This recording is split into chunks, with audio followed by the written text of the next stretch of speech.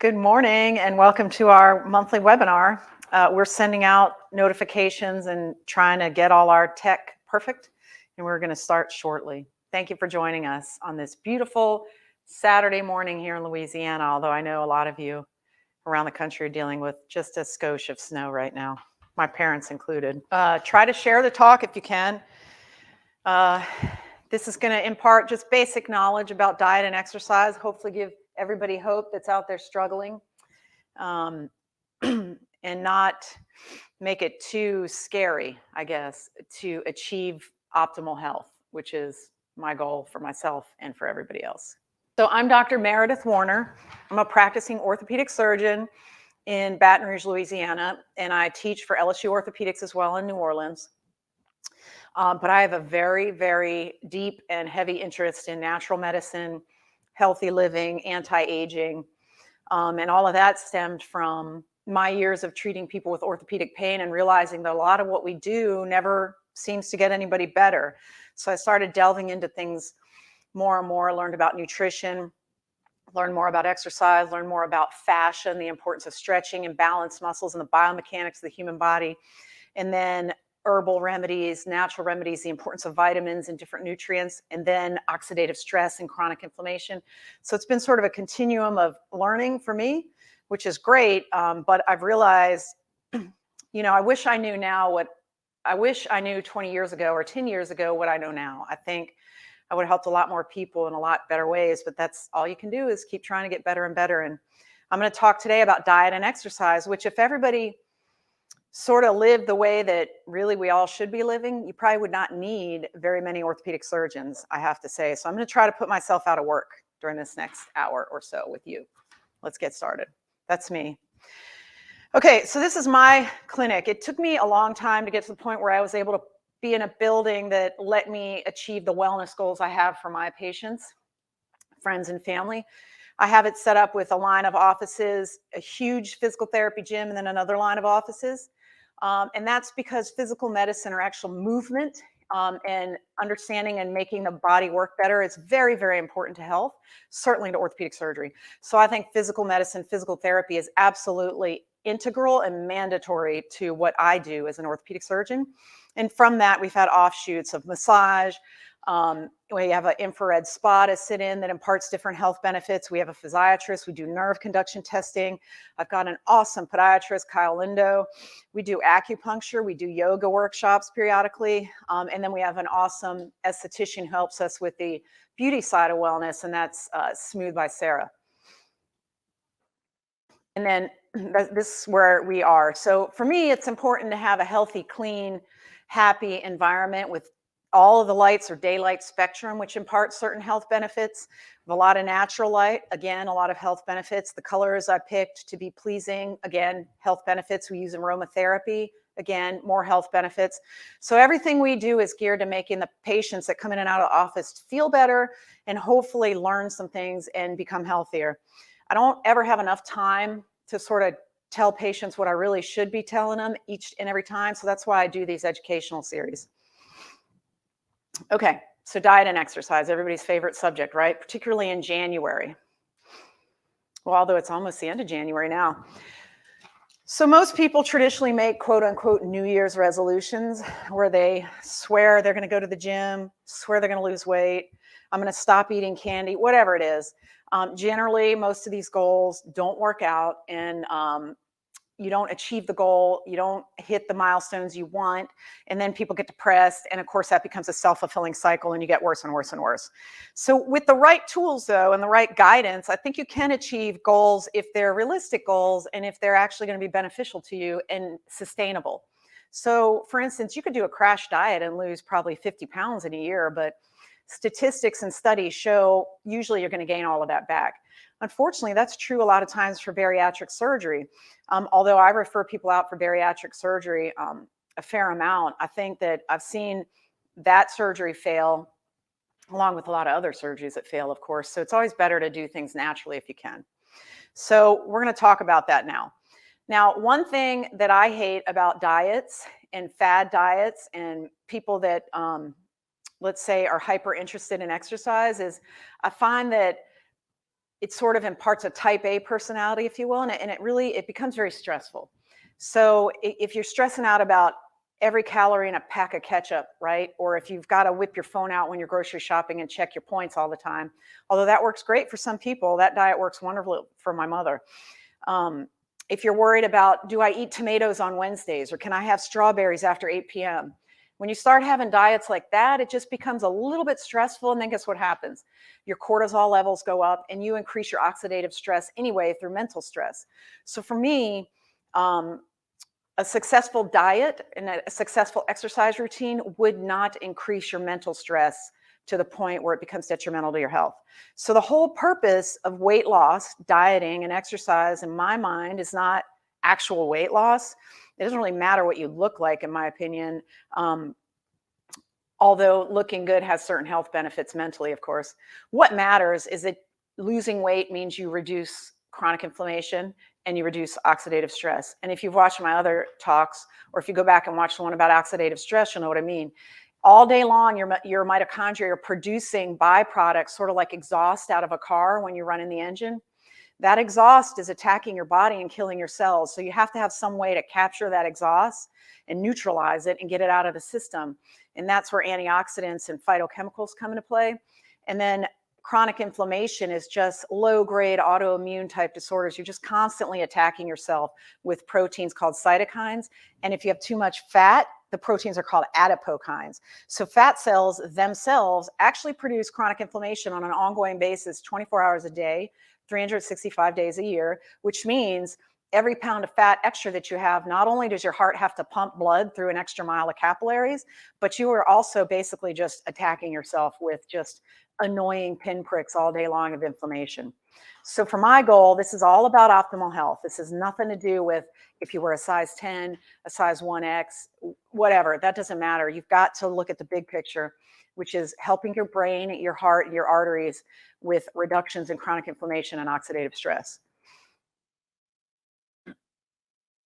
So what's the best way to fail at your goals? Is to be unrealistic. So some people can have crazy, amazing, perfect lifestyles, right? Usually they have private chefs, they're ultra wealthy, they've got people coddling to them, and it's a little bit easier to follow a very strict routine, particularly if your income depends upon it. So supermodels, professional athletes, actresses, they're heavily invested in staying certain sizes to look certain ways on camera and things like that. There's certain reasons that you have to have certain physical attributes, if you will. And in those cases, certain crazy diets might work well. But for the rest of us, having an unrealistic goal is you're automatically setting yourself up for failure. So for me, I want my patients to understand, why do you even care about not eating Cheetos? Like, why would that ever be important to you? You really have to think about it. Do you want to live a little bit longer?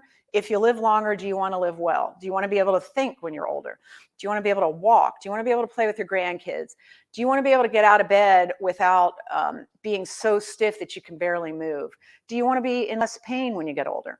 So for me, that's what diet and exercise is all about, nothing else. It's all about you, your personal goals, and being there for your friends and family as you get older. So let's talk a little bit how to make it realistic. So you may or may not have heard of SMART goals. Is actually a psychological technique. They have to be specific, that's your S, measurable, that's your M, A is your achievable, R is relevant, so it needs to be relevant to your goals, and then T, time bound. So you can't just say, I think I'm going to stop eating Cheetos, but you never say when. So it could be now, or it could be the year 2030 that you stop eating Cheetos. You got to have a time bound goal. It's got to be specific. I'm going to stop eating processed foods for a month this week if the ingredients are more than 10 on the bag. See, that's a specific, measurable, achievable, relevant, time-bound goal. So that's the key. You just make small baby step goals and then you achieve them. So start small, like we said. You cannot revamp every part of your life at once. It's impossible. You're guaranteed to have mental stress. So in my patients, a lot of times, a lot of people in the South eat what's called bunny bread. And in the Northeast, it's Wonder Bread. So that's your highly processed, enriched, bleached white flour that is factory made under high heat processing using chemical derivatives, and then puffed with air to make it fluffy so that you think your bologna sandwich or your peanut butter sandwich tastes better on it. but that's one of the most pro-inflammatory foods on earth.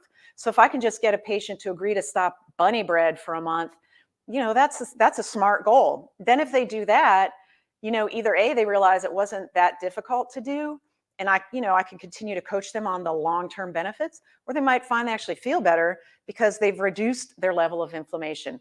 Because those factory-produced, highly inflammatory food products, and I wouldn't really call it food. They're sort of like, they look like food. They're pseudo foods.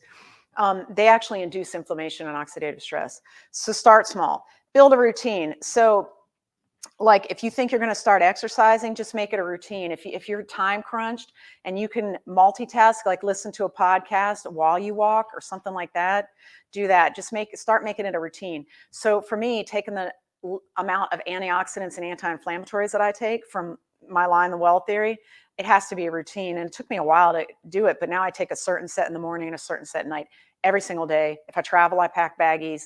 Now it's a routine for me. And then you have to sleep. You have to recover, especially as we get older. So 30s, 40s, 50s, 60s, 70s, 80s. Your recovery time frames can be a little bit longer than when you were 16. So when I was in high school, I rode crew for my boarding school in Delaware. And we had, in our pre-camp, we did 4-a-days. So we'd have 4 exercise sessions a day. And then during season, we would have 2 practices a day. But you're young, you can recover well from that. But if I tried to do that now, I don't think it would be a pretty picture. So I'm thinking that you need to think about recovery just as much as you need to think about the exercise. And sleep's a big part of that. So nobody's asking you to look like this natural bodybuilder here in the top right, okay? That is the stressful lifestyle that I don't want to be a part of. But if you're doing that, kudos to you, it's amazing. But I don't think for optimal life and to reduce the incidence of non-communicable chronic diseases like diabetes, cancer, Alzheimer's, heart disease, Parkinson's, I don't think you have to look like this guy. I just had a hand shook at me. Oh, go back one. I wasn't, sorry, that was confusing me. So here's your SMART goals. So bad idea. It's a new year. I'm going to compete in and win a natural bodybuilding contest. Then I'll buy Bitcoin with my earnings. That's unrealistic. It's not achievable. It makes no sense. And it's not relevant to your long-term health goals. So not a SMART goal. So next, a better idea. I think I want to be able to take walks with my kids and grandkids and also be able to talk to them at the same time while we enjoy nature. I think I'm going to start by walking up and down my own driveway once or twice each day this week. And even better if you take that walk after you eat, because that drops your glycemic level by 20%. That's an achievable goal. It's smart, it's small, it's measurable, and you can build on that. So you don't have to be a superhero here. Literally getting off the couch and walking up and down the driveway a couple times a day is going to get you closer to where you need to be. And also, I'm constantly surprised that anybody drinks regular sugar-filled sodas anymore, because it's just such a high glycemic dump on your body. But some people still do.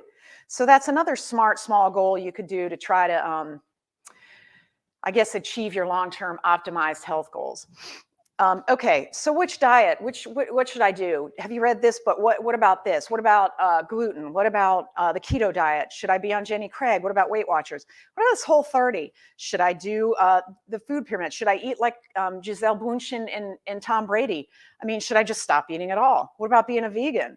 I mean, there's a million paths you can follow, and I'm going to tell you the one that I think has the most evidence, makes the most sense scientifically, and is the most foundational for optimal health.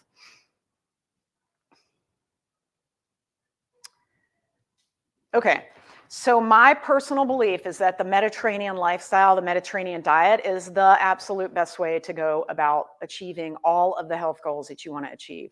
And the reason is, I believe that most of our fundamental problems come down to the basic mechanics of how the cell works, okay? We all breathe oxygen. We've evolved on a planet with oxygen.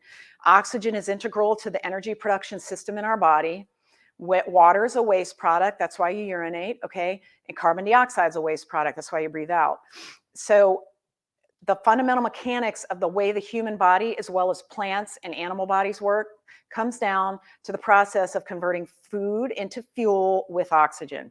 Okay, the byproducts of that are oxidative stress, which are negative electrons that are unpaired, running around, destroying things that they touch. So that's why you need a diet very heavy with antioxidants, and that's the Mediterranean diet because of the heavy emphasis on locally sourced, if possible, fruits and vegetables. That's where you get all of your micronutrients and phytonutrients.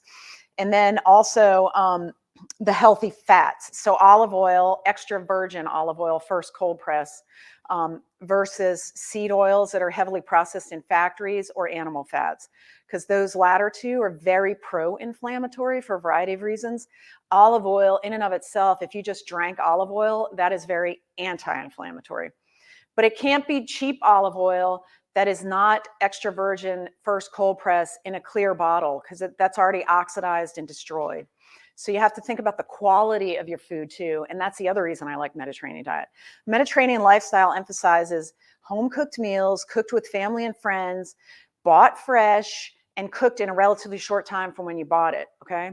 And that's where you achieve all of the underlying benefits to oxidative stress and chronic inflammation. And it's fun and they're delicious and it's something you do with your friends and family. I mean, what could be better, right? Who wants to go on the keto diet with you or the paleo diet? No one. Who wants to do this with you? Probably everyone. We have a question. This goes back to your walking part. Okay. What if you have constant pain in your legs and the pain gets a lot worse when you walk and even worse when you climb any stairs? Okay. So the question is, talking about how walking is important for health, or the goal of I want to be able to walk. The question is, what do you do if every time you walk your legs hurt and it's worse going upstairs? Well, as a physician, if somebody came in and told me that, the first thing I would want to rule out is lack of arterial blood flow to the legs. So I would do an arterial flow analysis to make sure that there's no ischemic disease to the muscles. If you rule that out and you can get it down to just muscle pain, well, that'll get better with time. If it's arthritis, there's a whole host of ways to manage that. So if it's like your hip, your knee, and your ankle, and we've talked about treatments for that before, ranging from platelet-rich plasma to different injections, different exercise, to all the antioxidant, anti-inflammatory natural medicines, to Celebrex, things like that, to sort of reduce the inflammatory pain of arthritis, to let you move more. Any movement's better than no movement, but you know, if your knee is so bad that you can't walk up and down the driveway, maybe there's a little bit more that you're going to have to do. You know, without seeing x-rays or actually hands-on, I can't really answer that too well, but I would first make sure there's actual good blood flow to the legs, because that sounds like ischemic kind of pain where your muscles aren't getting enough oxygen. Okay. Do you need to exercise every day and how long? So the question is, do you need to exercise every day and how long? If you hold on just a few seconds, I'm gonna get to that. I have a specific section about exercise. These are all great questions. But for now, let's focus on the food part, which is Mediterranean. And what is the Mediterranean diet? Okay, so the Mediterranean Sea, obviously, is what this is named after. And it's really, it started with a study that was done, I want to say in the 1950s by Dr. Ansel Keys.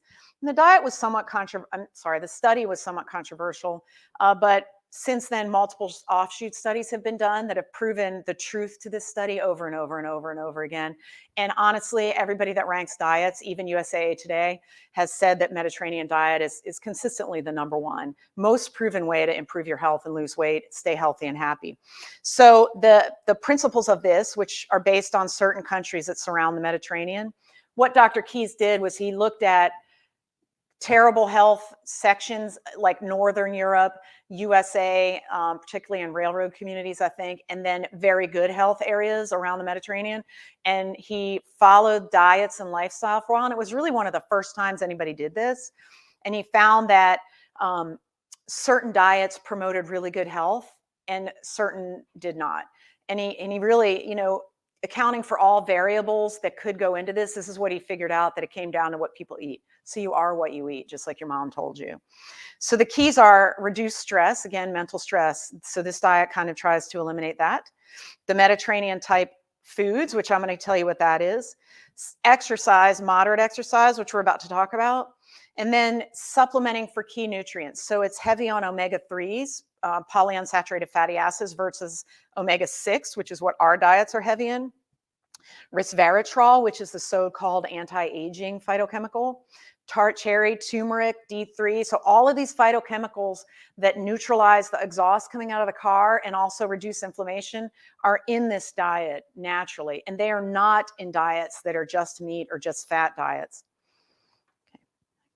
So these are my reasons that I love it. And so this picture, the top right circle with the little arrows and the little blocks, that's sort of showing you the pathway of the oxidative phosphorylation or the electron transport chain in the mitochondria. So this is how your body makes energy.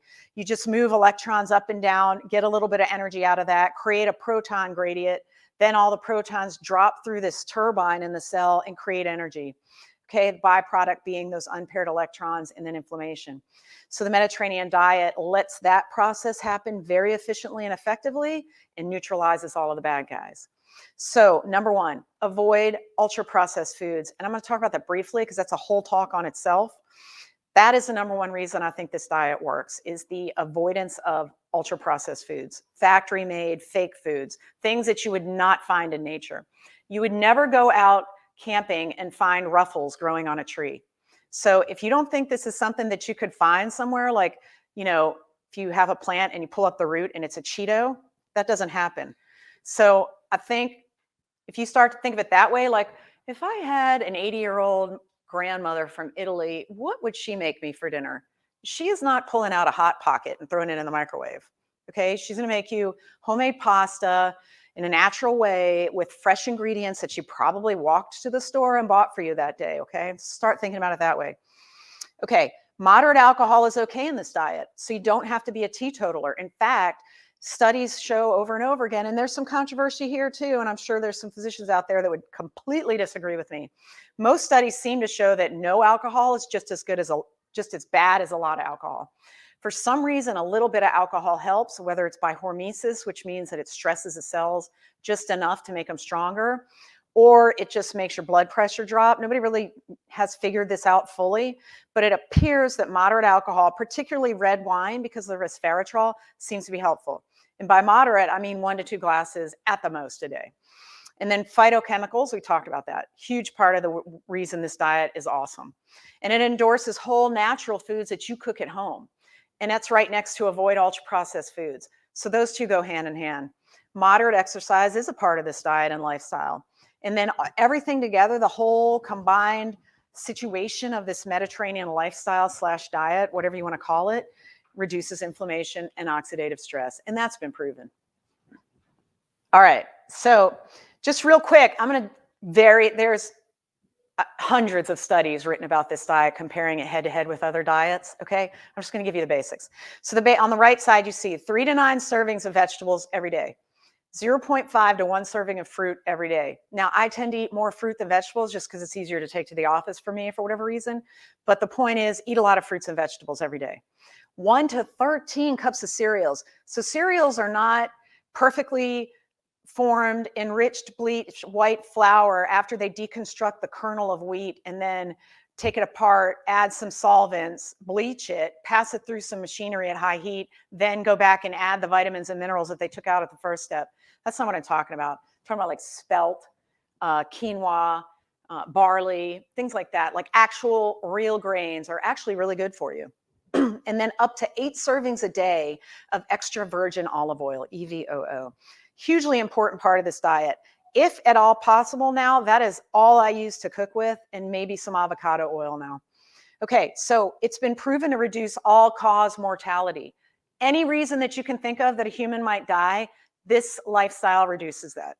Helps to treat diabetes mellitus, helps to treat cardiovascular disease, helps with neurodegeneration. Cognitive abilities in people that are relatively normal versus mildly demented versus having actual neurodegenerative disorders all do better on this diet cognitively. Many offshoots have proven this, as we discussed, off of the original 7 countries study. One of these is the Lionheart study, which was a follow-up study, and another one is the Predimed study, which is both of these are European studies, I believe. Follow-up study after follow-up study after follow-up study, breaking it down, looking at different variables, looking at different factors. Nobody can dispute the power of this particular lifestyle. And in a nutshell, on the right side, that's all you got to remember, and try to make it all yourself. It's pretty simple if you think about it. And the more packaged foods you can avoid eating every day, and if you even just drop 1 a month, you're going to find you don't want it anymore. When you eat it, you feel terrible, and you actually don't even like the taste anymore. Once you begin to eat more like a human should eat. Sorry, next. All right, so the principles again, to reiterate, because it's important. Whole and natural foods that are actual foods that really exist, not inventions by the food industry designed to be addictive and make money. Olive oil, extra virgin. More fish, less meat. I try to tell, now I'm in Louisiana in the deep South, and a lot of people struggle with this concept, shall we say. Trying to convince some of my patients to drop red meat down to once a month is difficult, but when they do it, they all feel better. They all have less pain. They save money, they lose weight, and generally enjoy it more when they do have it. Moderate exercise, again, we're going to get there. Moderate alcohol, and importantly, fellowship with friends and family. This is a social lifestyle. You cook with friends and family.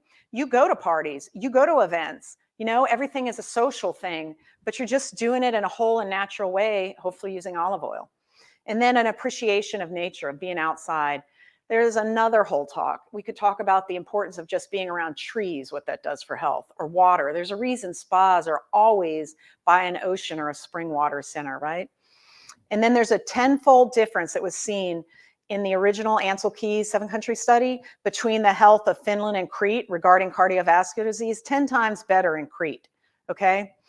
Because of their diet alone. That was the only difference. Because in Finland, it was heavy on the omega-6, heavy on trans fats, low on phytochemicals and micronutrients. Crete was the opposite, 10 times more heart disease in Finland, okay? And he was Dr. Keys was one of the original discoverers, I guess, or pioneers in the realization that saturated fat, approved by the FDA in this country, as well as trans fats as additives to food, by the way, he discovered that that correlates strongly with heart risk. And if you can replace that heavy bad fat, like butter, Crisco, lard, all those kind of things, or manufactured fats, if you can replace it with the polyunsaturated fatty acids and the monounsaturated fatty acids, so your omega-6s like salmon and things like that, or olive oil, which is omega-9, and whole grains is better than replacing it with sugar and refined carbohydrates. So if you remember back in the day, a lot of diet foods, and even today, diet, reduce fat, well, they just make it, they figured out in an engineering lab somewhere that if they replace this much fat with this much sugar and refined carbohydrates, they can sort of get the same texture and mouthfeel and taste. Well, they ended up making a food that's far worse for you, because now you've combined some trans fat with these high levels of high fructose corn syrup or other sweetener forms, and you basically created a monster food that then attacks you. Okay, so a lot of diet foods don't work well because of that reason. Question was, if you eat bread fish, do you get the same? I'm not sure what bread fish is. I don't know if that means breaded and fried. I would say no. You really want wild caught fish, cooked in a healthy manner. So a lot of fish nowadays that are used to make fish sticks and things like frozen fish stuff you get in the market, a lot of that's farm raised, and they're feeding those fish the same things they feed the livestock. And so they're not naturally filled with omega-3 like a wild caught fish is. So it's important how you source your food, and you got to think about the provenance of your food. So if you're going to eat a lot more fish, I wouldn't bread it and fry it, and I would make sure it was wild caught. The question is omega-6 bad for you? Yeah, omega-6 is a normal part of us and a normal part of a normal diet. Even the Mediterranean diet has omega-6 in it. The problem is our diets are heavily skewed towards omega-6, so we all have the wrong ratio. You should have more omega-3 than omega-6, and we are like this, 20-to-1 almost. The way we should be is closer to 1-to-1, if not 2-to-1 omega-3 to 6. So some omega-6 is okay, but by and large, you're going to get more than enough omega-6 just living in America than you could ever possibly need. And so I would always err to taking omega-3. And there's actually a lot of studies that show supplementing with omega-3 reduces pain. Why? Because it reduces inflammation. How does it do that? Because if omega-3 fills the cell membranes from which the inflammatory mediators are created, it drives that inflammation down a more pro-resolvin or anti-inflammatory pathway, as opposed to the omega-6, which goes down the inflammatory autoimmune pathway. So it's very important to have a good ratio of 3 to 6. Some 6 is okay. A lot of 3 is better. So the question is, can you cook in coconut oil, organic, whole, cold press, unrefined? Yeah, I think that's fine, but no study has proven that to be better than olive oil. So I think if you need it for certain recipes, it's way better than, Crisco or vegetable oil that you get in the clear plastic little bottle at the grocery store, and it's like really cheap, which makes you wonder. So I think it's okay in small amounts. There's nothing terribly wrong with it. But it's not going to ever be as good for you as the omega-9s and the monounsaturated fatty acids of the olive oil. The other thing about olive oil has that no other oil has is it naturally has a ton of phytochemicals and antioxidants in it if it's the extra virgin.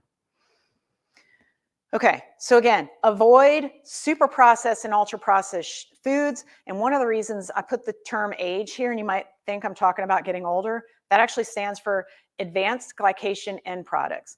Now, I could talk briefly about that. That is another whole talk, and why I think this is probably the reason there's such a strong link between diet and health. So a lot of these super processed foods produce more of these monster proteins in them during the processing pathway, I guess. Even just cooking your own food in high heat, dry heat will create advanced glycation end products. You eat those, you absorb them into your system.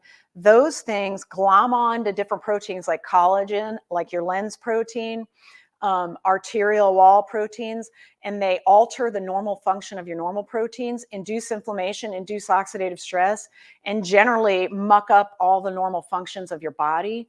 So the fewer of these advanced glycation end products you can intake, the better, and the better off your health is. And I think that's the fundamental foundational link between all of this, but that's kind of a whole different talk, which I'd love to give one day. In olive oil, we talked about monounsaturated fatty acid filled with phytochemicals and antioxidants and anti-inflammatory in and of itself. Here we are, the omega-3 to 6 ratio imbalance. We just talked about that. The phytochemicals and micronutrients. So everything, if you're eating 3 to 9 servings of vegetables a day and 2 servings of fruits a day, think about the number of vitamins, flavonoids, terpenes, terpenoids, phenols, all of these different amazing antioxidant and anti-inflammatory little molecules that are out there naturally. You're putting them in your system to neutralize that car exhaust coming out of your mitochondria. So diets that are heavy in meat or avoid carbohydrates, I think are detrimental, my personal opinion. Flavonoid intake, flavonoid is a type of phytochemical, is inversely related to cardiovascular death risk. So the more flavonoids you can put into your system, the less likely you're going to die of heart disease and also other chronic non-communicable diseases. And then the strongest correlation was between the monounsaturated olive oil, polyunsaturated omega-3s like in salmon and herring and things, and the trans and saturated fats. So the more you can stay on the mono-poly side with your diet and stay away from the trans fats and the big, thick, heavy fats, basically anything that is solid at room temperature, you want to try to stay away from, if that makes sense. And I will say that 80% of deaths in our world are related to cardiovascular disease. There's a reason a lot of the number one drugs are statins, things like that, that reduce cholesterol and try to reduce cardiovascular death. There's a reason cardiologists are killing it. There's a reason there's all of these stents being made and companies like Medtronic are making billions of dollars. It's because we're not eating correctly and we are basically filling their business model by avoiding monounsaturated fats, polyunsaturated fats, and eating too much of the trans and saturated fats. So you would think physicians would always prescribe diet and exercise first, right? But we don't. And that's why I'm doing this talk. All of this is in your own power. You don't have to take statins if you can control it with diet. I'm not saying stop your statins immediately, of course. I would never do that. But just start thinking about if you're eating poorly, you're basically, it's a self-fulfilling prophecy. You're going to feel bad. There's no way you can't. 2 questions. Is eating sardines a good source of omega-3? Yeah, sardines are an excellent source of omega-3. Yes, and herring, which I don't know if you've ever tried herring. I'm not a fan, but the Russians are. I mean, I think as much omega-3 as you can get in your system. I take 1,500 milligrams of omega-3 extra every day. in a supplement, mostly because I'm too busy to eat the amount of fish I should probably be eating. Some people take up to 4 grams a day of supplements, so I think you can eat a lot of sardines. What about the canned tuna? Canned tuna, anything canned and processed is not good, really, by definition. Now, is canned tuna better than Spam? Probably. But anything that's been processed to the point where it'll sit on a shelf and be okay to eat 3 years from now, you have to assume all of the nutritional value is gone and the level of advanced glycation end products is up. So I think canned tuna is probably better than eating a hamburger, but I don't eat canned tuna. If I'm going to eat tuna, I eat sushi, fresh sushi, or I try to go, buy a decent piece of tuna at the grocery store and cook it myself. What if your diet is great, but high cholesterol is in your genes? So the age-old question of, it's my genes. The question is, what if you eat perfectly and you still have a genetic predisposition to having high cholesterol? There are some certain genetic issues, but a lot of people are starting to look at what's called epigenetics and the modification of genes with methylation and different ways to alter DNA through environment, particularly diet. So a lot of what people think is genetic is actually that the whole family kind of grew up in the same environment, eating the same things, having the same lifestyle. And so while it might appear to be hereditary, it's really just lifestyle because everybody had the same lifestyle in the same house, right? It's not like you've got a vegan with somebody eating like everybody kind of eats the same in the same household. So there are some genetic issues, of course, but in general, if you follow this Mediterranean style way of living, your health will improve. It just can't not improve. Okay. So the great outcomes. So this is a Predimed study, which is the Prevención con Dieta Mediterránea. I think it was out of Spain. And they did an offshoot study. And this is one where they looked at 7,400 or so patients, okay? Randomized them into different groups, a low-fat diet, right? Which we used to be told all the time, low fat, low fat, low fat. Mediterranean diet, heavy on the nuts. Mediterranean diet, heavy on extra virgin olive oil. And they monitored them for 5 years, okay? One of the big problems with nutritional studies or studies looking at the effects of antioxidants that like the NIH likes to look at, they're very short term, which makes no sense to me. If you're going to make a change, this is years that you're making a change. And that's when you start to see the real health outcomes. So they looked at them for 5 years.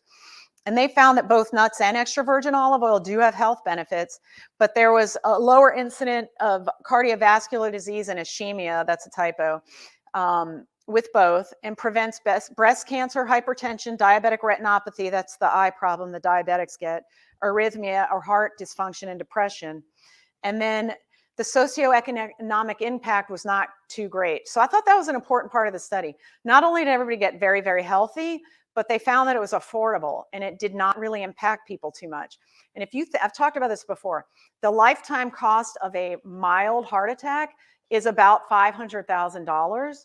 Okay, a single mild heart attack, even if you have insurance, okay, that's your lifetime cost. So if it's a more major or severe heart attack, $750,000, okay, all in.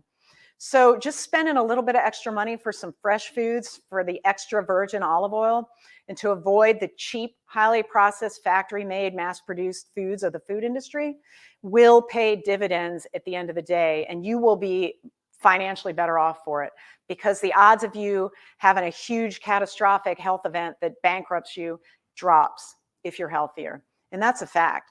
And a lot of people might dispute it, and I'm certain the pharmaceutical industry does not want to hear that, but if you're healthier, the odds of having a financially devastating health event drop. I'm not saying it never happens. Anything can happen to anybody, but the risk goes down considerably.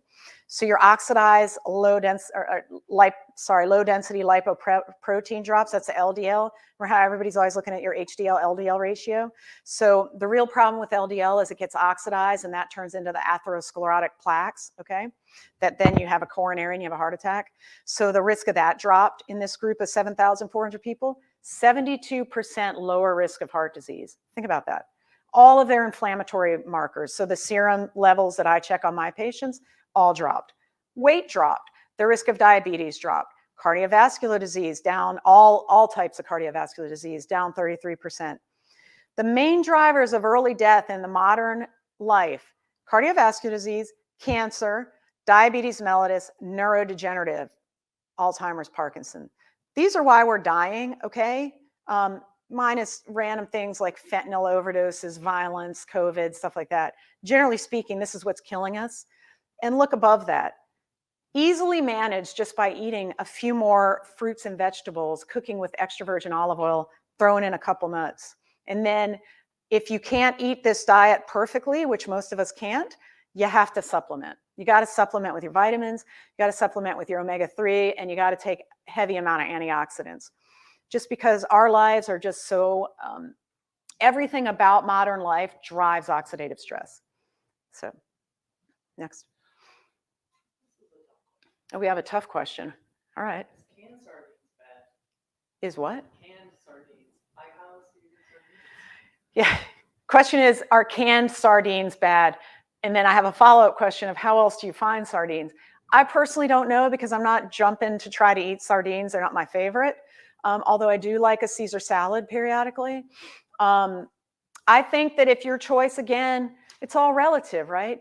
If we could all have a private chef that's getting this all, going fishing in the morning and bringing us fresh food, great. But it's not going to happen. But if your choice is between a hamburger from like, I don't know, the Shake Shack or Five Guys or canned sardines, I would probably pick the canned sardines. So do you put ones in olive oil or water? I would do the ones in olive oil, but again, what type of olive oil are they using? And what type of water are they using?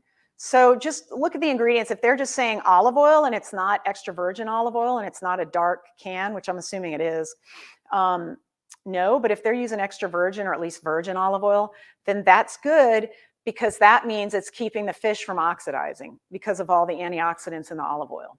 So I would say probably in the olive oil. Okay. Another question. She would like to know, what does it mean if you have high triglycerides? Lisa asked, what does it mean if you have high triglycerides? So those are the big, heavy fat molecules running around. The LDL and the HDL are low density lipoproteins. They're lipoproteins. So think of that as fat combined with protein.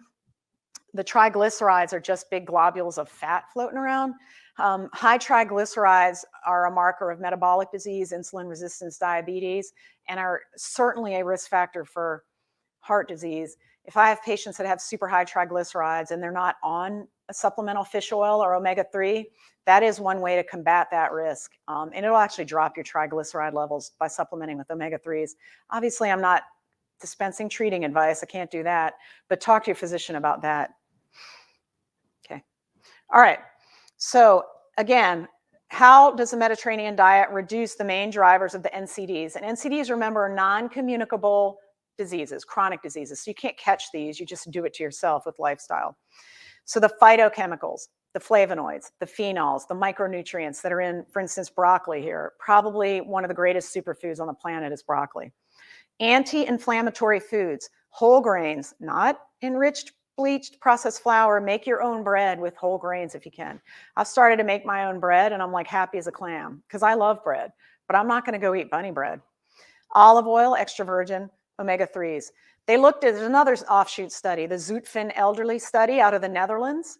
Okay, they pulled a random group of men from the 7-country study, and they found that physical activity protects you from all-cause mortality again. The catechins and flavonoids are very beneficial. So the catechins are what you see in like green tea and black tea. It's a type of phytochemical found in teas often. And flavonoids, so think of berries or anything colorful has flavonoids. Sweet potatoes have a lot of beta carotene, carrots do, things like that. And then the alpha-linolenic acid has the largest health benefit, and that's your omega-3 versus your omega-6. Now, we're all going to still get some omega-6 like we talked about before, but the way that you can really help yourself is to get more omega-3. And all of that reduces all of those chronic diseases we already talked about. And they proved that again in yet another study. So again, avoid ultra-processed food. If there's one thing you remember from this talk, please avoid ultra-processed foods to the extent possible. Now, the American diet is 75 to 80% ultra-processed. Think about that, okay? 75 to 80% of what we eat has been created in a factory somewhere and packaged. It's a little bit scary if you think about it. So let's try to get that down to 70%, Then let's try to get that down to 65% and 60 and so on and so forth. Just cut out the non-natural foods one by one, and I guarantee you will feel better. High heat processing, which is how a lot of ultra-processed foods are created, advances or increases the amount of advanced glycation end products. Anytime you brown meat, roast meat, grill meat, fry meat, you are creating heavy loads of advanced glycation end products. We can talk about ways to avoid it, but low heat, moist heat, stewing, poaching, those are better ways to cook, or marinating in an acidic environment before you cook helps to reduce the dietary ages. But those are what's really destroying you. And then the problem with ultra processed foods is they're energy dense. So, you know, an apple might have, I don't know, 50 to 80 calories, right?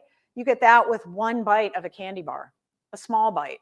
So it's just too much energy and too little of a package. It's ridiculous.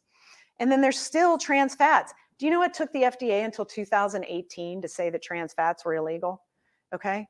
But they also said OxyContin was a good idea and Opana 3. So, and they also think high fructose corn syrup was a good idea. So, you know, just because the government says some foods are okay and they don't, you know, kill you if you eat a cartload of them, you may want to think about the Mediterranean diet and be a little bit skeptical about that. There are still trans fats present in food because as long as they can say that it's less than 0.1%, they're allowed to say no trans fats per the regulatory environment we live in right now. Next. What are powerful antioxidants we should eat? That's a question. So there's different types of antioxidants. I mean, you make your own, okay? So anything you eat that allows your body to make more of them helps. So like ALA or alpha lipoic acid is great for that. It helps upregulate your levels of glutathione.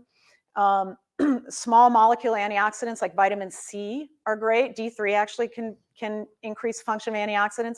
CBD is a great antioxidant. Okay, tart cherry extract, any kind of berry has high levels of flavonoids and phenols that act as antioxidants as well.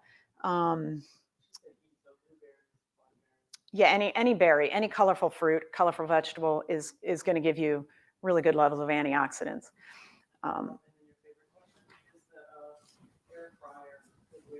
Okay, so this is a good question. So the question is an air fryer a good way to cook? So when it first came out, I thought, oh, this is great. We can maybe mimic fried foods and not have them fried. Well, actually, I don't think it's that good for us anymore. And I don't use our air fryer anymore because it is a dry, high heat.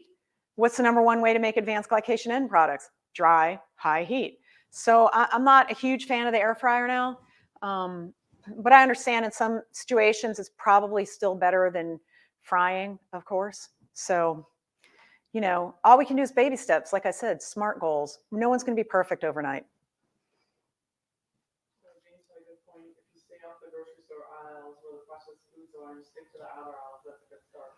Yeah, James brings up a good point, a good start to achieve these goals and try to start being a little bit more like the Mediterranean lifestyle is to stay on the outer edges or the perimeter of the grocery stores. They've designed it in such a way, not only do you have the impulse buys right at the register that psychologically get you to buy something, but they've lined all the middle aisles with all the highly processed, energy dense, terrible food monsters. So just stay out of the middle rows unless it's a health food row, and then just go to the fresh vegetables and whatnot around the periphery, okay? That's a great way to start. Thank you, James. Next. How about coffee? Is that a part of the Mediterranean lifestyle? Questions about coffee. Is that part of the lifestyle? Yes. Lots of tea, lots of coffee. Coffee's interesting. Coffee in and of itself is very antioxidant, and many studies have shown you have less cognitive decline the more coffee you drink, and you're generally healthier. Same with tea. But coffee beans are dry roasted. So in theory, they have high levels of advanced glycation end products. You know, the question is, when you do the decoction or you extract the material of the coffee bean by way of hot water, are you pulling more phytochemicals and antioxidants than ages? And I would say because studies show ultimate good health outcomes, the answer is yes. I drink coffee. I'm probably not going to ever stop drinking coffee, so I hope I'm right. But it's a plus minus with coffee, but studies have shown you have less cognitive decline. It is a part of these lifestyles. Tea is as well. I cannot make myself be a tea drinker. My mom drinks hot tea. I've tried. I think it's cool. I think there's all kind of different teas that are amazing. I just can't do it. I always end up going back to my Italian roast coffee. So a lot of data supports coffee drinking, but there is that high heat processing of the beans we do need to think about. Okay. Great questions. From Debbie. Debbie has a follow-up. Debbie. So shopping at a natural food store is the way to go? Is shopping at a natural food store the way to go? I would say about 10 years ago, yes, but big industry has finally caught on that most people would like to be healthy.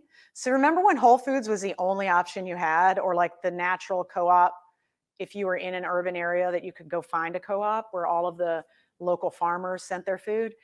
But nowadays, honestly, every grocery store seems to be having more and more organic produce, more and more healthy I don't want to say natural. There's no healthy processed food. But I think that you can still find decent products at regular grocery stores. But by and large, yes, Whole Foods is going to give you by far your best meat options, your best vegetable options, your best fruit options. And then, stepwise down. They call it whole paycheck, of course. It is a little bit more expensive. But again, the lifetime cost, one visit to the ICU, and you have lost way more money than you could dream of buying good quality foods. Steve, these are great questions. I knew there were going to be a lot of questions, and I tried to do a lot of research. So the question is about fake sweeteners like stevia, I guess, which is a little bit different and better than Splenda and saccharin. Then, of course, you've got your monk fruit and your Resveratrol. There's different, more natural sweeteners that don't have a calorie. I think in moderation, like small amounts, it's probably better than having refined sugar, for sure. Sugar we know is toxic and we know is poisonous. The artificial sweeteners are hit or miss in the studies, I think. It would be great if we could all drink unsweetened everything. I put agave in my coffee. It's natural, but agave, in theory, gives you a lower glycemic index, but what it's really giving you is a high load of fructose, honestly. So you have to be able to handle that high load of fructose. Fructose can cause a whole bunch of problems too if you're living in a hyperglycemic state. I think stevia and monk fruit and Resveratrol are probably better than Splenda and saccharin in terms of overall health benefits. Anything you could do to avoid fake or refined sugar is probably good. Okay. So this is all well and good, right? Everybody's thinking. I mean, I have some patients that it's just really hard for them to be healthy. And they really have trouble saying no to that snack food that somebody brings to the office, okay? So I just wanted to briefly give you a trick to do this. And I've been reading a lot about brain health, and that's why I'm so big on sleep. Your brain has to detoxify and reset and sort of remodulate and rebuild neurons every day. So, and you have to like turn off your brain periodically for this to happen. So the people that are always looking at phones, always looking at computers, that never take their eyes off of it, never allow their brain time to reset and get healthy. So this is one thing you could do. It's a breathing exercise. I think it's actually from yoga, from the pranayama, the healthy breathing of yoga. I think Andrew Weil, who's a natural medicine doctor in Arizona, I want to say, I think he first described it in the terms I'm about to. It's called 4-7-8 breathing. So let's say you're at the office and somebody brings a beautiful box of donuts. What do? You're craving it. Your mind's like, I want that donut, I want that donut, I want that donut. How do you stop? Give your brain a rest, and I guarantee that craving will stop. So what you do is you breathe in through your nose for a count of 4, hold it for a count of 7, and then breathe out through the mouth for a count of 8. Okay, and your tongue should be behind your front teeth. When you're breathing out, that's the pranayama position, okay? It sort of opens the back of the throat and allows better breathing. If you do this, especially if you can do it with your eyes closed, if you do it 4 times in a row, by way of mechanical receptors or mechanoreceptors in the passages, the olfactory bulb, which is a nerve root in the back of the nose, the cortical mantle, you will reduce cravings and those perpetuating circular thoughts that make you think you want that donut. So you're going to activate areas of the brain you normally can't activate, which will give you that control that you are lacking, that impulse control. So all you do is just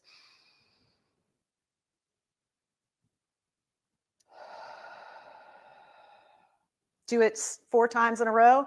I bet you won't want that donut. Okay? So that's just a little trick. Next. Okay. So moderate alcohol, let's talk about that again. A lot of people think you shouldn't drink at all, and a lot of people binge drink. Both are bad. So alcohol's been around since the Bible, if not before. It's a traditional human endeavor, okay? It was a way to preserve water, really, to allow it safe to drink.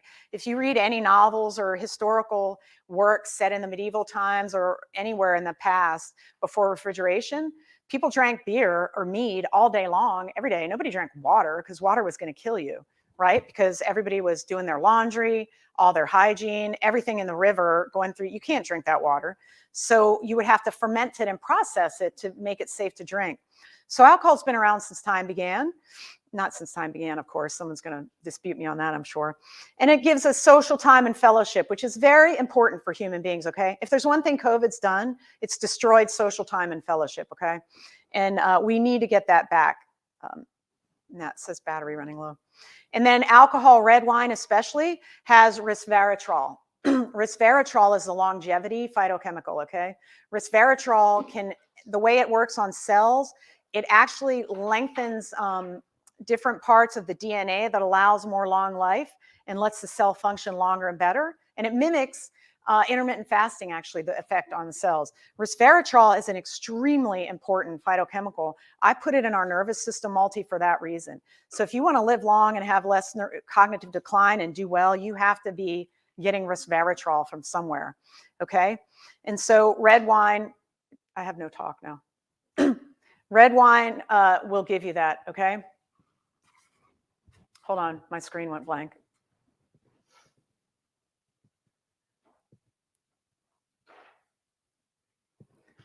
Hold on, guys. Sorry. Do we have a question I can answer while I'm waiting for my talk? So anyway, resveratrol. So there's different questions of dosing on resveratrol.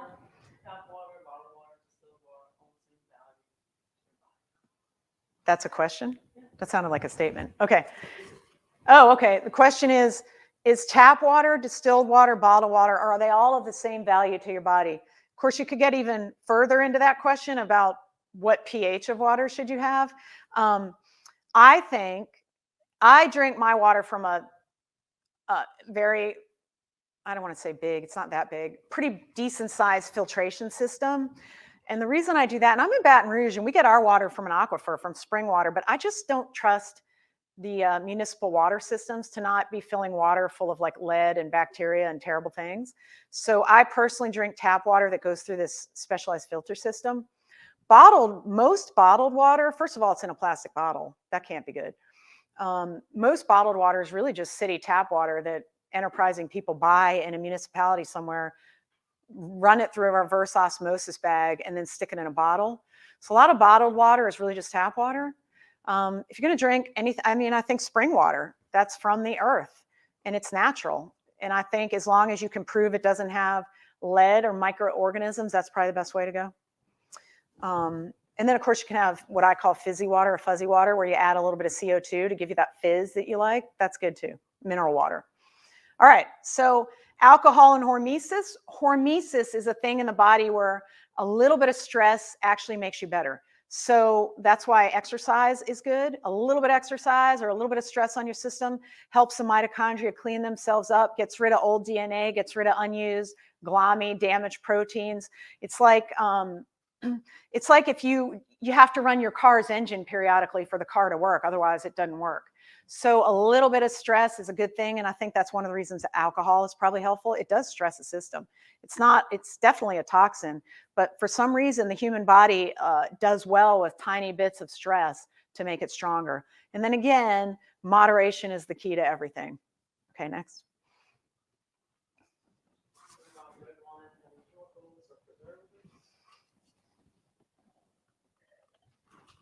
The question is, do you know anything about red wine having chemicals or preservatives? Yeah, I think just like anything in the food industry, what a company can get away with, they're going to get away with to make a buck. So some of the cheaper wines, I think, are probably filled with different flavoring extracts and chemicals and stuff to give them whatever feature they're supposed to have. That's even true in spirits a lot of times. You just want to make sure it's a high quality alcohol or wine, right? Made with high quality water. And, you know, like everything else, a lot of times it comes down to price. You don't always have to go to super high price things. You just need to make sure it doesn't have any added chemicals or whatever. And a lot of times the labels will indicate that because some of that is regulated.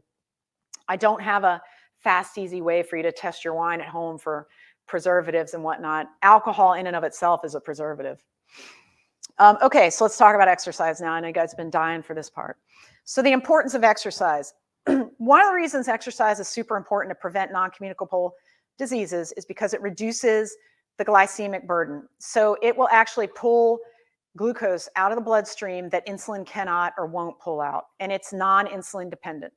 So alcohol actually turns on the GLUT4 transporters that don't need insulin to work, and they pull glucose out of the blood and put it into the muscle to be used for the oxidative phosphorylation, the energy production. So like if you do what I call a constitutional, if you walk for 10 to 15 minutes after you eat, you'll drop your blood glucose by about 20% just doing that. Just a little walk, a little 15-minute walk after dinner. Very, very healthy. Again, you're stressing the system a bit with exercise, particularly if you do high intensity exercise periodically. That's hormesis, so that's stress on your system, tearing the muscle fibers, tearing the fascia, overworking the mitochondria. It forces a body to clean itself up and become more efficient. And then increased glucose uptake, we just talked about. Increased muscle mass. Strength is something that helps us age well. Sarcopenia, or loss of muscle, is one of the problems of aging and one of the problems of frailty with aging. So if you can keep your muscle mass up, or at least keep it from getting completely disappeared, then you're doing yourself a favor for optimal aging, okay? And you have to exercise to do that. And we're going to talk about how much and how often and whatnot. And again, exercise keeps you euglycemic, okay? Where you don't have these huge spikes in your blood sugar that happen in our current environment, okay? Whoa, okay. All right, so I have a lot of patients that literally don't move all day long, and it's difficult for me to even get them to the point where they might walk to get the mail and come back, okay? So any movement is better than none. Fidgeting is better than doing nothing. Fidgeting reduces all-cause mortality by like 20 to 30%, okay? Any movement's better than nothing. It's what I try to impart to my patients. Now, unfortunately, a lot of doctors, orthopedic surgeons especially, and medical doctors in the past were taught to tell patients, if you have any kind of injury, just don't do anything, sit there. Mostly because they were doing what's called CYA, cover your bleep, because nobody wants to get in trouble for telling someone to do something and then they may or may not get hurt doing it. So it's always easier and safer. Just say, oh, you're hurt, just bed rest. Oh, you're hurt, just sit on the couch all day. But that's like the worst thing you can tell someone to do for their overall health and wellness. So for my patients that are very, very sedentary, that don't do anything, just anything, like sit and do this 5 or 10 times every few minutes, you know, stretch the back muscles and the neck to counteract this constant position we're all in. There's a million things you can do, like really gentle stuff to get started. And if you do it consistently, then you're going to do more and more and more, to the point where then you're going to be walking with your grandkids and throwing the football again. Yoga is probably one of the best things people can do for themselves. And yoga is intimidating, but everyone should probably get involved in it. Restorative yoga, most places have a restorative yoga class, and that is the very gentle one that uses bolsters, and the moves are designed to be more approachable. So if you want to start yoga, which I would highly recommend, I would pick a restorative class and really just move. Movement is key, because it's going to drop your blood sugar levels. It's going to pull sugar out without insulin. It's going to make you stronger, and it's going to stress your mitochondria, and it's just generally going to get you healthier. Next. Okay, so what do you really need to do? Like, you hear so many different things of what you have to do to be a good exercise. First, you just don't want to be a couch potato, okay? That's the number one rule. Now, if you can make it a social endeavor, like these ladies on the bottom, all the better, right? Because then you're achieving both the social aspects of being a human as well as exercise. So don't stop exercising just because you heard that in your 40s you go downhill, or in your 50s life is over. That is a myth, okay? People are doing ultra marathons, 100-mile runs in their 80s and 90s now, okay? That's how we all should be. I'm not saying ultra marathon, but there's no reason to not exercise. And don't not start just because you're older. So let's say you've never exercised in the past 20 years and you find it difficult to move, like the first question we had. Find something that you can do to get moving, and it might be swimming. You may have to get into an aquatherapy program. If you're in waist-high water, I'm sorry, yeah, waist high, it takes about 60% of the load off your knees. And if you're in chest high, it takes about 80% of the load off. Walk back and forth in the pool. Anything you can do to move. They actually looked at a group of healthy men in the Netherlands and asked them to stop being healthy and sit on the couch for 2 weeks and do nothing. They weren't allowed to take more than 1,500 steps a day. And in just that 2 weeks, that group of men added 7% body fat. That's how bad it is to sit around all day. Okay, and it's literally going to kill you. So next. So somebody became a couch potato at 49. I would say find a personal trainer, or a physical therapist, or a physician that'll show you stuff you can do even sitting on the couch. Like anything, right? If you can, and I'm not obviously the treating physician here, but I would say somebody's going to find a movement that you can do to get started at least, or at least ask to be put in aquatherapy. Because aquatherapy in a nice heated pool in a therapy center, that is probably a great way for a lot of people to start, I think, because it offloads the body weight. Okay. All right, so how much exercise is enough? How much do I actually have to do? So again, another Danish study, they're very interested in health there. 40% of the men there are actually called couch potatoes. Like they actually are that sedentary, believe it or not, even in Europe where you walk everywhere.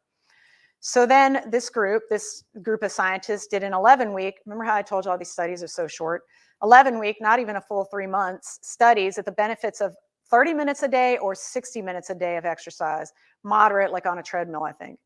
They were all young men at risk. So they had risk factors for cardiovascular disease, be it elevated triglycerides, high cholesterol, whatever the risk factors were. They put them into the 3 groups. One group, they said, continue to be a couch potato. One group, they did 30 minutes a day. One group did 60 minutes. They found the same overall health benefit in the 30-minute and 60-minute group. So you don't have to go crazy here. 30 minutes a day is probably enough.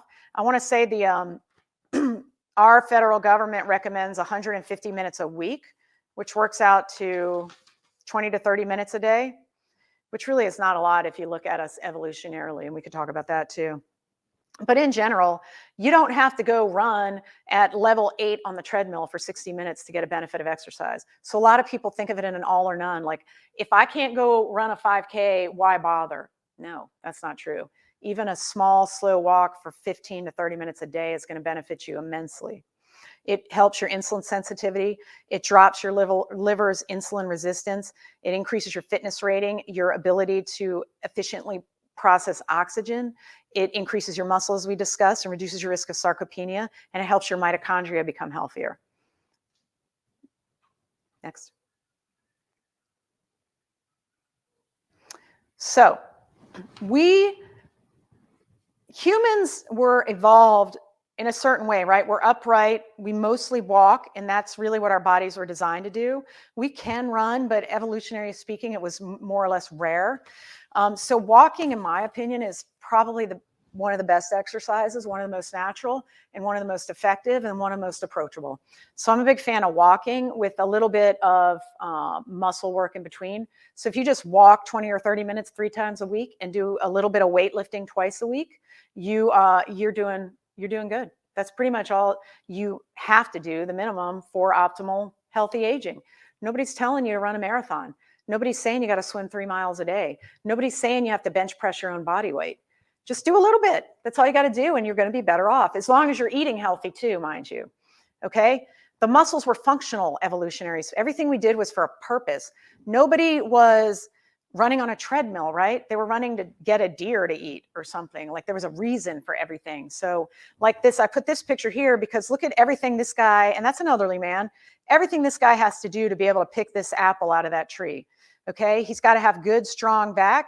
He's got to have balance. He's got to have shoulder reach. He's got to have good neck, periscapular muscles, and he's got to have the aerobic ability to go up and down that ladder. But he's out in nature. He's picking an apple. He's using his body. That man is prolonging his life as we speak. I mean, that is the dream right there, right? Okay, and then of course, an apple a day keeps people like me away, so don't forget that. So next. Yeah, even a 2-pound, 4-pound dumbbell, just doing a few curls. I mean, that's movement. You're moving, you're using your muscles, you're pulling glucose out of your serum, meaning blood flow.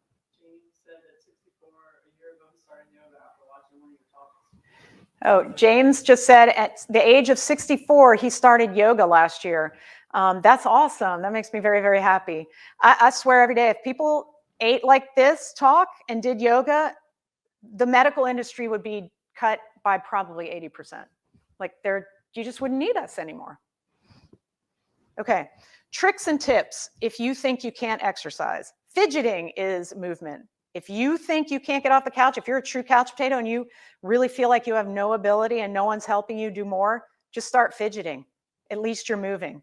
That reduces all-cause mortality by 20 to 30%. Standing is always better than sitting. Most of my employees now have a sit-to-stand desk or a standing desk. I have a sit desk and a stand desk. Now, in my job, I'm blessed that I'm up and running around and walking and I'm all over the place. I find that, like, even this talk, sitting this long, I don't like this. It doesn't feel right to me. So if you can get a sit-to-stand desk, particularly if you're stuck working from home, standing is much better than sitting because you're using muscles, you're using balance, you're working your core, okay? Folding laundry is actually a good form of exercise and burns more calories than doing nothing. So you know what? Stand up and fold the laundry. You know, do things like that. Any movement is better than nothing. And then postprandial movement is the best.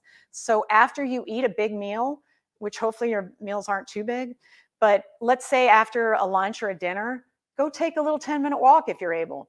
If you're not able to, do some chair yoga. You know, talk to your physician or your physical therapist and find something that you can do. Because if you don't move, you're just going to decline. Cartilage has to be loaded. Tendons have to be used. Muscles have to be used, or they all just degenerate. That is a laundry machine that folds your laundry. Don't buy that on the top there. I had to put that in there. That is how ridiculous the Western world has become. Like, you're really just going to be able to sit on a couch with your ocular thing on and never move. It's going to be awful. So let's try to fight that. Yeah, physical therapy is key, I think. A lot of states you have direct access, okay? So if you don't have a doctor that believes in physical therapy or you don't think your doctor will be receptive, you can call a physical therapy clinic and go see them. You don't have to have a doctor's appointment anymore, okay? Phytochemicals. This is one of the reasons that I love the Mediterranean diet. And all of my Well Theory products are based on phytochemicals and the beauty of these substances. The flavonoids, the phenols, the minerals, the vitamins, the terpenes, all of these natural molecules that were developed in plants that have receptors and reasons to exist for humans that we get out of a healthy diet, okay? And then, of course, I supplement with them too. They are the key. Your mitochondria function better. You have less of those damaging electrons or oxidative stress. You can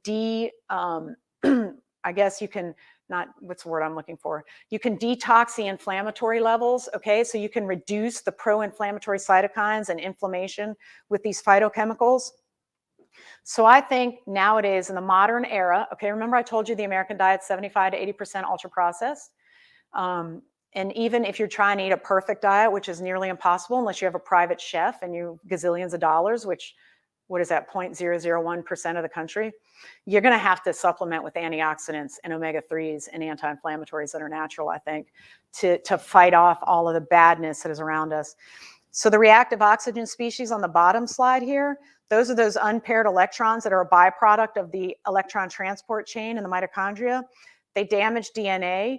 They alter functional proteins. They change chromosomes. They damage the lifespan of different cells in DNA, and they destroy cell membranes and oxidize the membranes of the cell, and things just fall apart.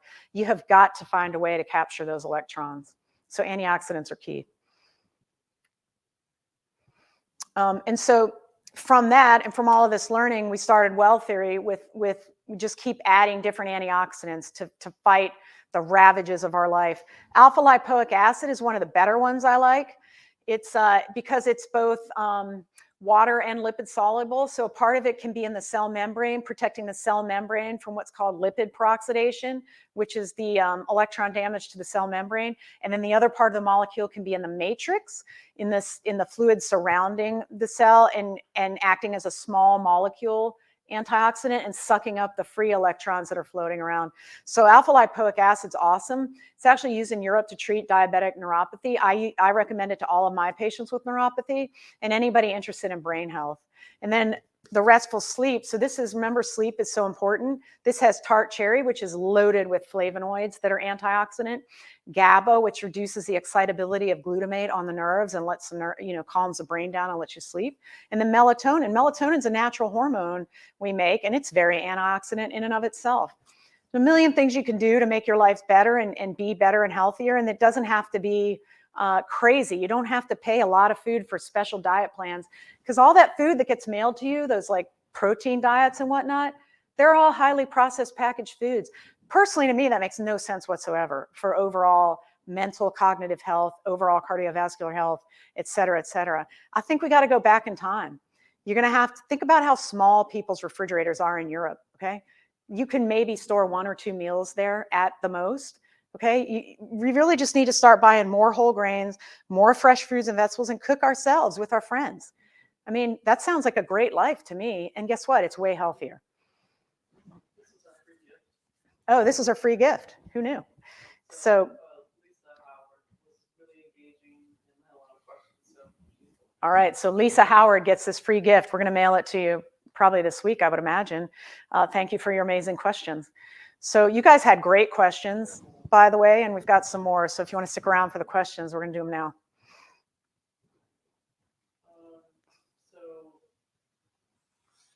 Lisa wanted to know, she has a bad pain with high triglycerides. Okay. She wants to start walking. She said treadmill, but that seems like so this is somebody that's in pain and has high triglyceride levels who wants to start walking and asks, should she start on the treadmill? Well, first of all, go, if your triglycerides are super high, just go get like just a checkup and make sure your heart and you don't have ischemic disease to your legs. If you get cleared at your basic checkup, and at that checkup, I would ask about omega-3. There are some prescription level omega-3s. I prescribe them to some people to get them up to that 4 grams a day for a while to fight the inflammatory aspects of triglycerides with the anti-inflammatory aspects of omega-3. That'll make you feel better to start off to fight those triglycerides. Treadmills, I'm not a huge fan of. Treadmills are kind of dangerous unless you're really good at using them. People die on treadmills every year, flipping off the back because they're not very experienced.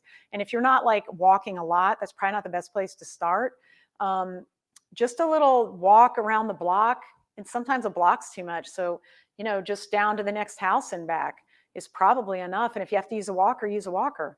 And if you need to go to physical therapy to get started, do that. But anything you can do to start, it all gets better. You're never going to get better if you don't start. So just start small, start safely, make sure, if you need somebody to walk with you, then get home health. Have physical therapy come out to the house and walk with you. But I think treadmill might be a bit advanced if you're an exercise novice. Okay, what do I recommend for inflammation? Wow, that's another talk. We talked about omega-3 fatty acids, those reduce inflammation. Good sleep reduces inflammation. That deep breathing exercise I showed you, that reduces inflammation. Exercise reduces inflammation. For supplements, turmeric is amazing, okay? Palmitoyl ethanolamide is a natural fatty acid that your body produces in order to reduce inflammation anytime there's stress in the body, particularly around nerves. So supplementing with PEA is an amazing way to reduce inflammation. Ginger reduces inflammation. Anything from a berry, my favorite's tart cherry. It's just such a great painkiller, the tart cherry extract. It actually functions similar to Celebrex, but in a much healthier way with none of the GI or cardiac side effects and whatnot.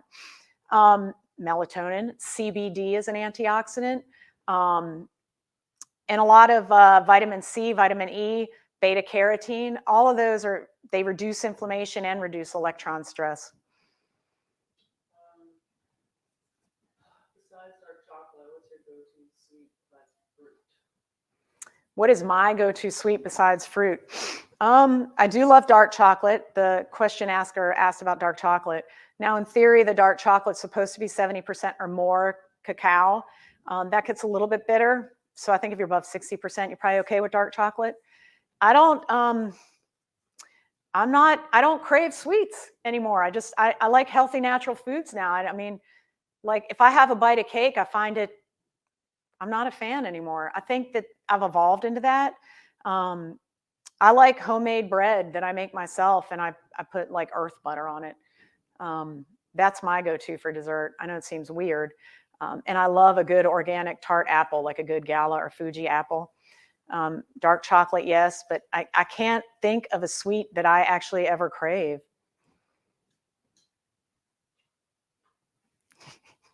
Hold on, we might have another question. What brings down LDL? Oh, goodness. What brings down low-density lipoproteins? Well, think avoid animal products. That's the easiest way, because the advanced glycation end products upregulate the LDL production and they don't let the cholesterol system work properly.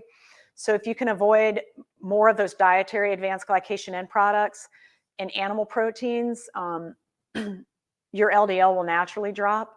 And then alpha lipoic acid can help reduce it a bit and keep it from getting oxidized. You just don't want it to get oxidized. So as long as you keep your antioxidants up, the risk of your LDL getting oxidized to the point that it becomes a plaque will kind of go away. But I think if you just start thinking plant-based foods, plant-based diets, that's the easiest way to achieve that goal. And then omega-3s, of course. Long haul COVID. What do you recommend? This question, this is difficult to answer. The question is, what do I recommend for long haul COVID? I don't think enough has been nailed down about that, except that it's out there. We don't really know why, so there's no mechanistic answer to that. I think anything that affects the immune system, as a virus would, anything you can do to bump up the immune system would be good. So D3, CBD. CBD actually has receptors on the white blood cells to make them function better. So I think taking CBD, D3, things like that, make your immune system function better. Anything you can do to reduce the inflammation, like the PEA we talked about, the turmeric and the tart cherry. And quercetin is, so that's why an apple a day keeps a doctor away, is because apple skins have quercetin in them, high levels of it. So do berries. So quercetin is very strongly pro-immune system and anti-inflammatory. Anything you do to bump up your immune system can't help but fight long COVID, right? Because at the end of the day, it's a viral attack on your immune system. Yeah, we actually have an herbal immune remedy that has like echinacea and olive leaf extract and quercetin. So the long COVID, that's a great question. There's not enough papers written on it for me to answer it in a great way right now. I'm sorry.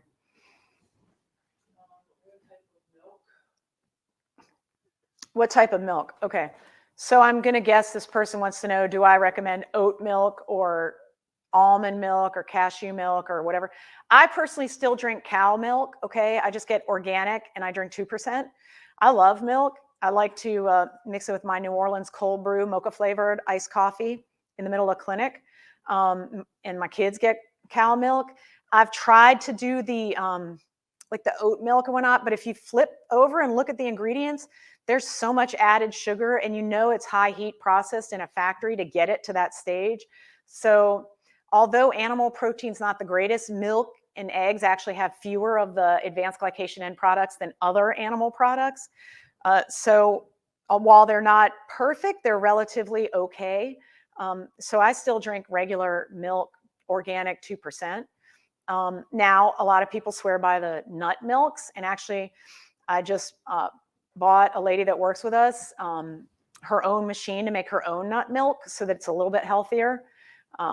So I think if you do something like that, nut milks are the way to go. And then you just got to look on the back. They add so much sugar and just stuff to these things that are supposedly healthy. I can't wrap my mind around it. Is omega-3 used for hydrolyzed considered a blood thinner, or would it interact with Eliquis? So the question is, do omega-3s interact with Eliquis, and or are they considered a blood thinner? Most of the studies show you have to take more than 4 grams a day of omega-3 for it to appreciably increase the level of thinness in your blood. Again, if you're on Eliquis and you've got high triglycerides and you want to start taking fish oil or omega-3, you're obviously going to have to go talk to your treating physician and get the okay. But most studies show unless you're taking 5-6 grams a day, you're not affecting your bleeding time that much. Are your products gluten-free? Yeah, the question is, are my products gluten-free? And yes, they are.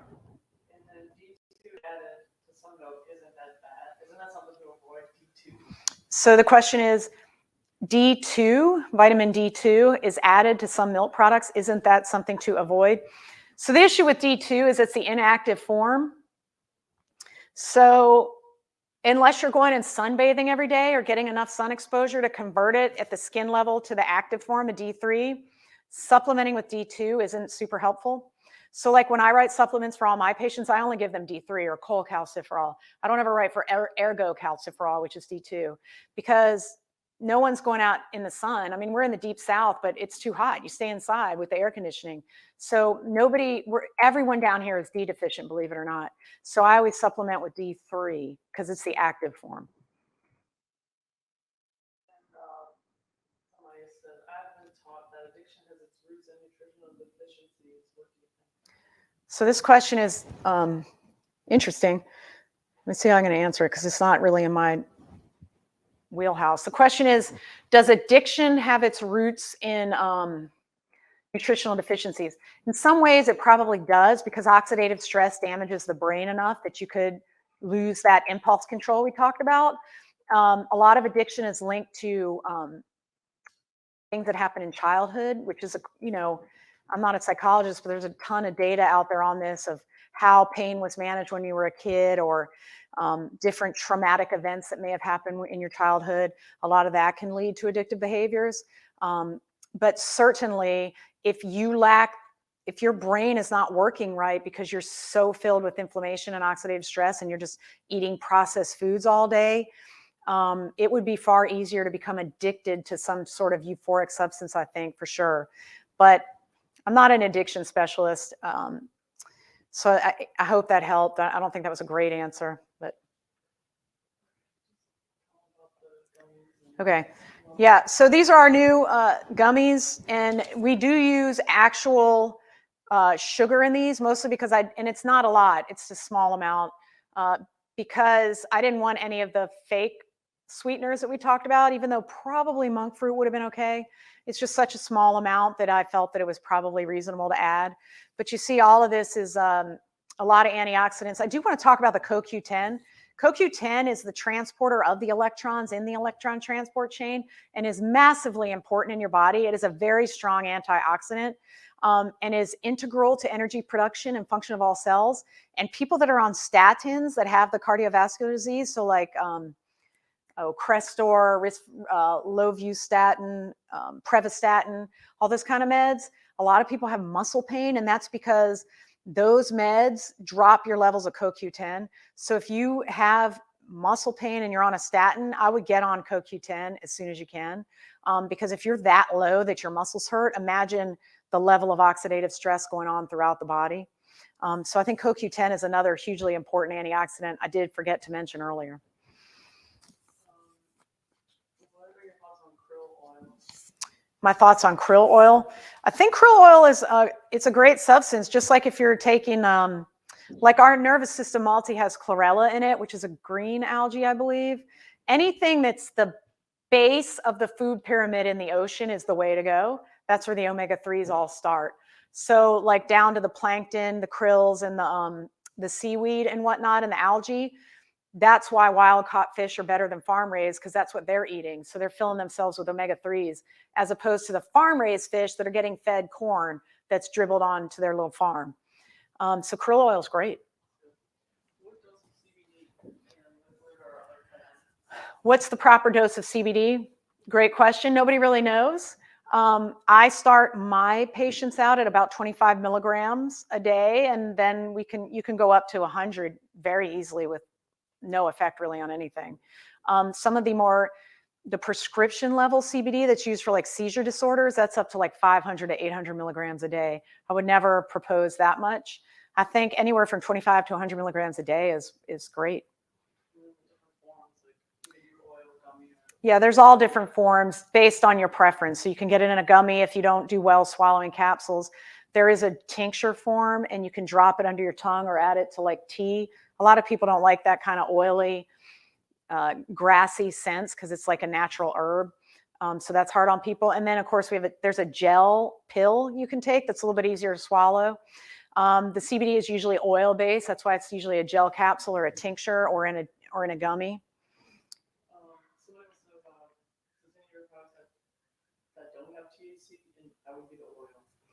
Do any of my product? Oh, the question is, do any of our products have 0 THC or tetrahydrocannabidiol? The oil that we have, the CBD oil, is an extract, so it's pure CBD with none of the other aspects of the plant. If you start CoQ10, is it necessary to adjust other supplements? If you start CoQ10, is it necessary to adjust other supplements? I would say no. I think CoQ10 absorbs certain electrons that are damaging in certain parts of that electron transport chain, and other small molecule antioxidants and the lipid soluble antioxidants all work in different areas for different free radicals or reactive oxygen species. So I think you could take it in addition to your current regimen quite safely. Yeah, the one we've been working on this for a while, because I, of course, want to have a CoQ10 product. Ours should be out soon. But in general, CoQ10, just so you know, about 100 to 150 milligrams a day is probably reasonable, especially if you're on a statin. But you could take it in addition to all the other supplements. What supplements do you suggest that you start with? So what supplements do I suggest you start with? That's difficult to answer without knowing you.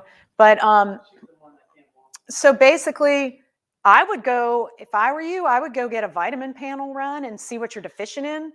The basics, you need to be on calcium, D3, zinc, magnesium, C, B, a B complex, CoQ10.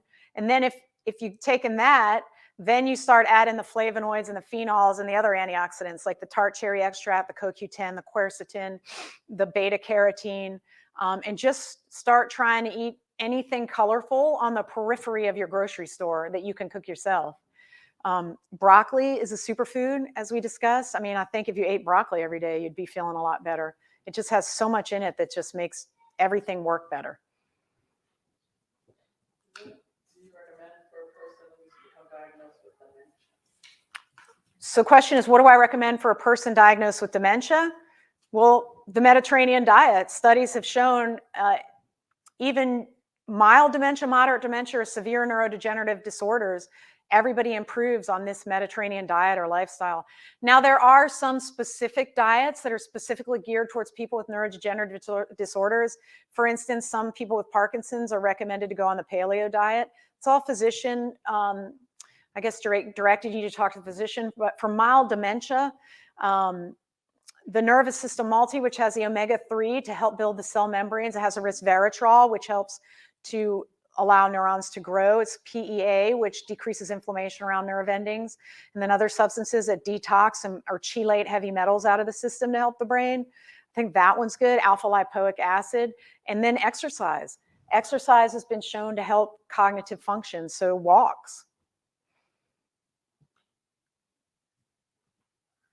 All right, I think that's it.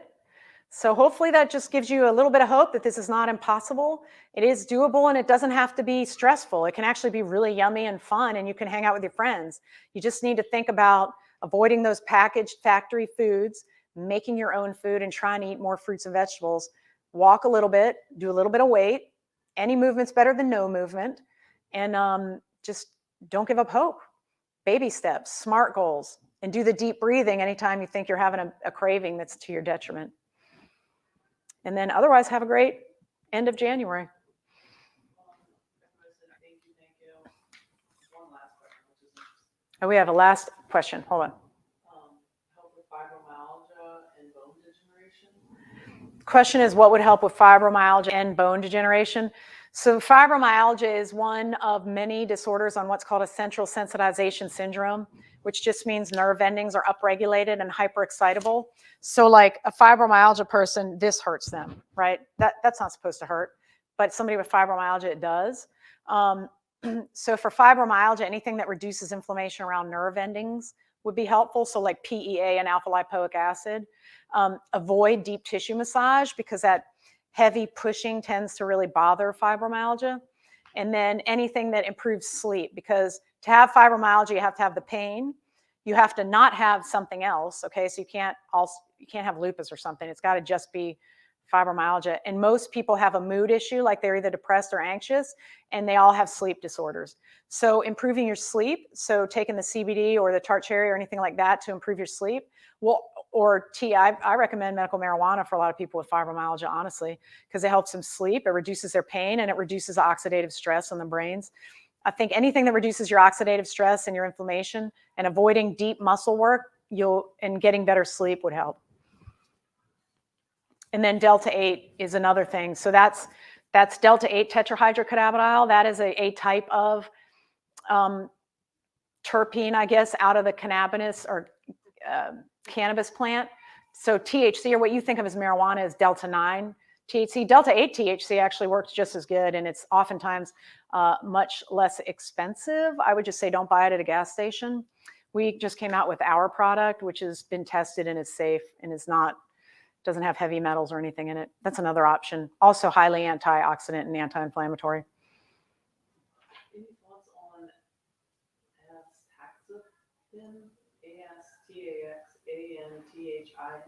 Acetaxanthin, I think, is what they're asking about.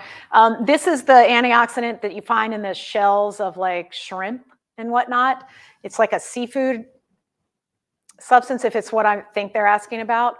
Yeah, very good antioxidant, very healthy for you. So like I try to eat as much shrimp and seafood as possible. Crustaceans are a good source of this. So crawfish, shrimp, anything with that sort of color gives you that substance, which is very beneficial to the mitochondria and to health in general.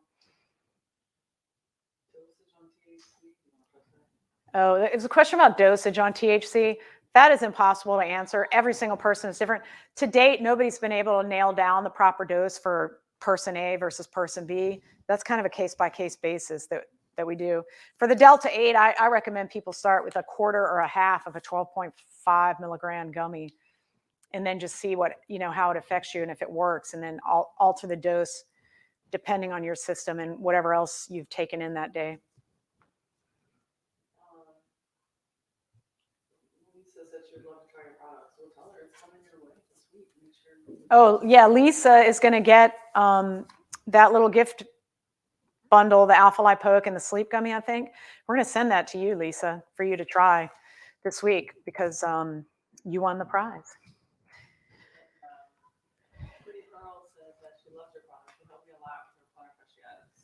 Oh, that's so great. I'm so happy to hear that.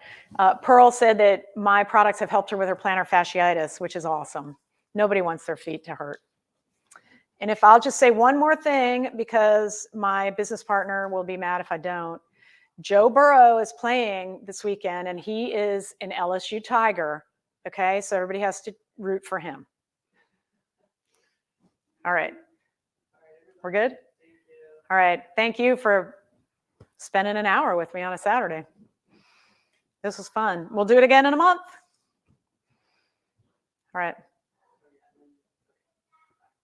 All right. Take care, y'all. Have a good one.